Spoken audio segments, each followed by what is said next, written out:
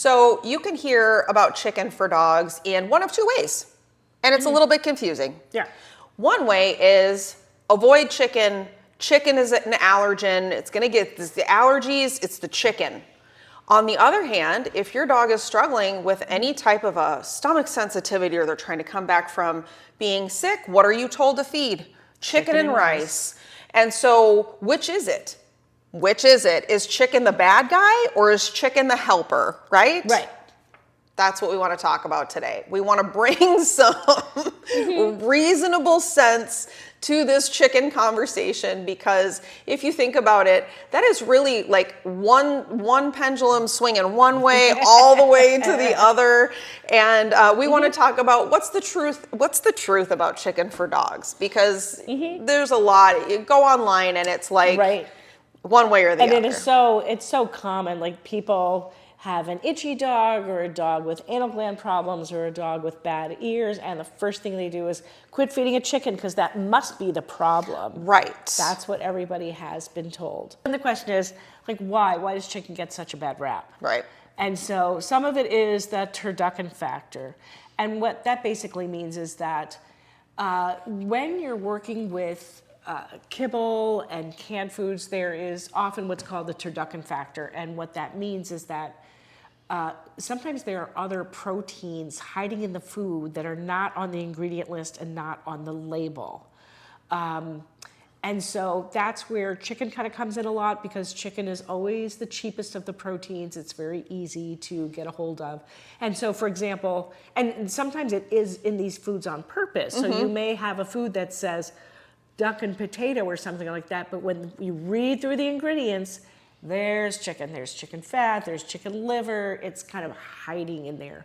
And so it's often used to kind of pad the protein content because it is cheap, ubiquitous, easy to get hold of, easy to add to your food. And so if you really are trying to avoid chicken for some reason, let's say the allergy testing said that your dog should not be fed chicken, you seriously need to read through the ingredient list. You cannot just look at the bag and say, this one doesn't say chicken on it, I'm going to feed this one. So that is one of the reasons why chicken often gets blamed for issues. And so what's the problem with that? So what if there's chicken in all these different things? The problem with that is when you feed the same thing too much, you create a sensitivity. And so what is showing up as an allergy on a test, really, in our opinion, is more just there is a heightened sensitivity to that thing. And usually it's because it was fed a lot. So, you know, for people, for example, if you take a food allergy test, you might test really, sensitive to eggs, for example. Well, this happens oftentimes because the person eats a ton of eggs. And so it's going to be more prevalent in their system, and they're going to test higher to that particular thing. And so when you have chicken in so many different foods and you're feeding it over and over and over and over and over, you're going to build in a sensitivity. And so if chicken is the most often used, that's the one you're going to often most find a sensitivity to. Right. And I think when people go to look at pet foods for your new dog or puppy or whatever, cost is something that people look at. Yep. And chicken is typically going to be the cheapest food. And often people will think, well, my dog will probably like this food because he's had chicken before and he's like that. And so that's often why it gets chosen. And then people continue to feed the food because modern veterinary medicine is still telling people to feed the same food all the time. Don't change the food. And that's how you run into a lot of these problems. There's also the factor that AAFCO, the American Association of Feed Control Officials, so they determine what the ingredients in pet foods can say versus what they actually are. So, for example, what can be listed as chicken on a pet food ingredient list? So when you see chicken as an ingredient on a processed pet food, if you look it up online to say, well, what does AAFCO mean when they say chicken? It is chicken, meat, and skin. So the problem with the skin being in there, as well as the quality of the chicken, is going to be your level of omega-6 fatty acids. There should be a relatively even ratio to omega-6s and omega-3s when it comes to chicken. And when you have factory farm chicken or lower quality chicken, you're going to end up with a ratio of about 30 to 1. So 30 omega-6 to 1 omega-3, when really what it should be is about like 1 to 1. Right. Or 4 Yeah, to and 1. so that's going to be much more pro-inflammatory. And you have to realize, like, pet food industry is not the same as human food. And so chicken that cannot be utilized for human food, right? The pretty chickens are going to be sold as chickens. The not pretty chickens or the chicken parts are going to show up in Campbell's chicken soup. Then you have chicken broth, chicken this, chicken that, and all chicken things that cannot be used for human food are going to end up either being fed to livestock or into pet food.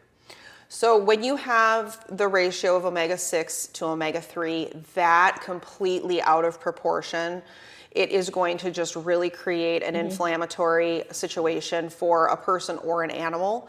Right. And so the fact that you've got, and then, you look at chicken skin, that holds more omega-6s even than the meat would. And so if you've got a bag of kibble that they say chicken, but a lot of it was skin, your omega-6s are probably even higher than they would be if they would have been the actual meat. So you just got a situation here where it's inexpensive, it's fed a ton, you're building in a sensitivity, it's also going to be the less quality chicken, so it is cheaper, and it's the one, it's what's going to be set aside for the pet food industry.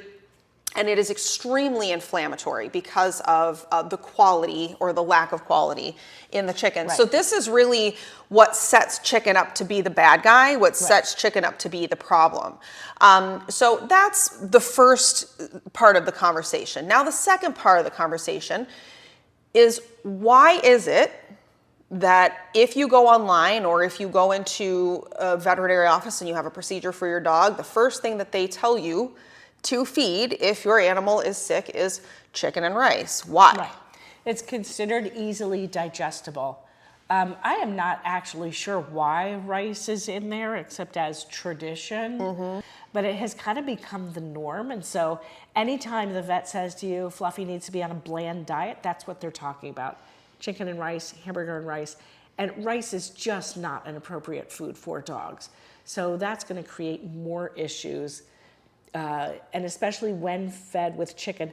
If you read the ingredients on a lot of the prescription diets, even the hydrolyzed diets, even the diets that are designed for animals with intestinal problems, skin problems, allergies, a lot of them are made of chicken.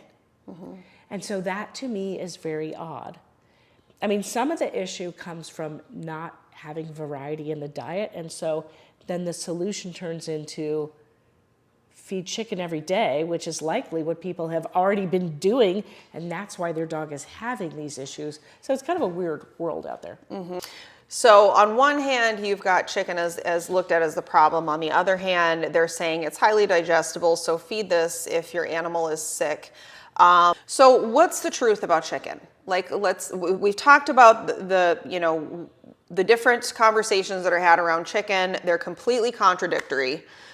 So what is actually the truth about chicken?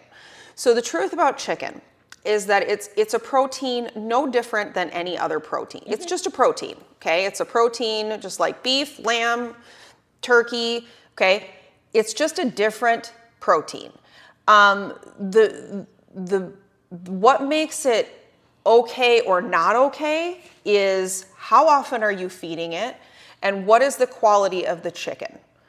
That's really it. If your animal has developed a sensitivity to chicken, you have done a food allergy test and it's off the charts for chicken and chicken eggs, that doesn't mean they're allergic to chicken. It usually just means they've developed a sensitivity to it, that once you take a break from that and you get some variety in there, give their body a break from chicken, you can go a decent amount of time without it and then go ahead and slowly and try and reintroduce it a little bit at a time, and they'll probably be just fine. Right. I mean, you don't really know. You don't know if it's a true allergy until you take a break from it, 6 months, a year, whatever. and then feed them chicken again and see what happens. And also, chickens, turkeys, ducks, pheasants, all the birds are distinctly different from each other. Their DNA is all different. You do not see chickens and turkeys running away and getting married. The chickens do not run off with the ducks. And so they're genetically distinct animals. So let's say your dog really is allergic to chicken, and so you're going to avoid chicken. There are plenty of other proteins to feed, and you can still feed other poultry. So a chicken allergy or sensitivity says nothing about turkey, duck, pheasant, quail. And so as we talked about before with the omega-6 conversation, the better quality chicken you feed, the better off you're going to be. If you can't afford to feed organic pasture-raised chicken, but you still want to feed chicken occasionally, don't be afraid of chicken, but maybe just pair it with something that is high in omega-3s to help offset that, crazy ratio. You're kind of trying to bring that 30-to-1 ratio down as much as you possibly can. So the more high quality you can feed, the better. If you can't feed a really high quality chicken and it's just kind of a factory farm chicken blend or whatever else, just make sure to pair something that's high in omega-3s. It can be a high quality egg, it can be frozen whole sardines, it can be green lip mussel oil. There's a lot of different omega-3 sources out there. So if when you feed chicken, it makes you feel a little bit better about it because you're concerned about the inflammatory response, just make sure to put something that has high omega-3s in with it, and you should be doing just fine. When you're talking about feeding a varied diet, let's say you still want to incorporate chicken, because honestly, chicken is probably the cheapest protein you're going to run into. You really have to build in variety. And so what is not helpful is to feed chicken, beef, chicken, duck, chicken, bison. You are still going to end up overfeeding chicken. You want to have, this is why you need to feed 5 to 10 different proteins, because you want days before you hit that protein again for the dog system to effectively kind of clear it out so that you don't end up overfeeding any particular protein. So if chicken is one of your 5 different proteins, you don't want to come back to chicken again until day 6. So chicken is a great protein to offer your dog. Just be mindful about the quality of the chicken. Be mindful about the frequency in which you give it. If there is a sensitivity, just back off for a while, but don't feel like you can never feed chicken again. In those cases where, maybe a dog is struggling with a digestive issue or coming back from a surgery, there are actually far better foods that are easier on the gut than chicken. And you certainly don't want to do rice because that actually hinders digestion. So hopefully that brings some clarity to the chicken debate. So don't be afraid to feed chicken, but this might help kind of put it in its place so that you can navigate it better if you have had an issue with your dog before with chicken.